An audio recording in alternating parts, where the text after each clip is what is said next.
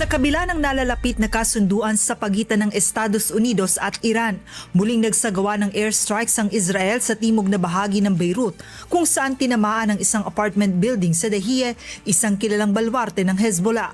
Ayon sa Israel Defense Forces o IDF, tinarget nila ang mga pasilidad at command center ng Hezbollah bilang ganti sa pagpapaputok ng 3 projectile patungo sa hilagang bahagi ng Israel na itinuturing nitong paglabag sa tigil putukan.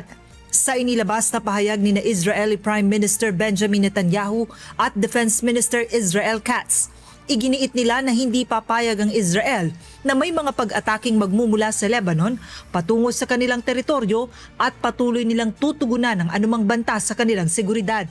Dahil sa pinakabagong airstrike, muling nagsialisa ng mga residente ng Dahieh habang makikita ang makapal na usok na bumalot sa bahagi ng kabisera ng Lebanon. Ito na ang ika-4 na pag-atake ng Israel sa Beirut mula nang magkaroon ng tigil putukan noong Abril. Ang pinakahuling pag-atake ay naganap sa panahong nagiging positibo ang takbo ng peace deal sa pagitan ng Washington at Tehran na inaasahang magwawakas sa mahigit 3 buwang sigalot sa gitnang silangan.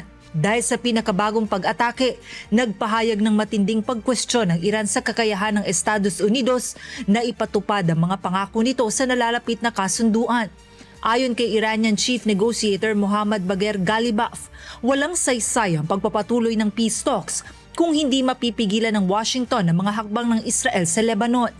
Aniya, ipinakikita ng pag-atake sa Beirut na maaaring kulang ang kakayahan o kagustuhan ng Estados Unidos na tuparin ang mga pangako nito. Nagpahayag din ng pagtutol ang isa pa sa mga negotiator ng Iran na si Sayed Mohammad Marandi na hindi na itutuloy sa ngayon ng Iran ang anumang negosasyon nito sa Estados Unidos habang patuloy ang pag-atake ng Israel sa Lebanon at iba pang bahagi ng rehiyon. Una nang nagbabala ang Iran ng matinding pagganti kung magpapatuloy ang opensiba laban sa Lebanon.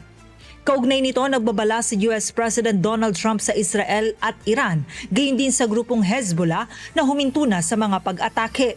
Ayon sa US President, hindi dapat nangyari ang pag-atake sa Beirut, lalo na ngayong malapit ng maisapinalang kasunduan sa gitnang silangan. Bagamat kinikilala ni Trump ang karapatan ng Israel na ipagtanggol ang sarili nito, hindi naman dapat anya itong maging dahilan para mabalewala ang mahalagang proseso tungo sa kapayapaan. Sa huli, nanawagan si Trump sa lahat ng panig na tumigil sa pag-atake upang mawakasan na ang nagpapatuloy na digmaan. Joan Nano, humahataw sa balita ngayon.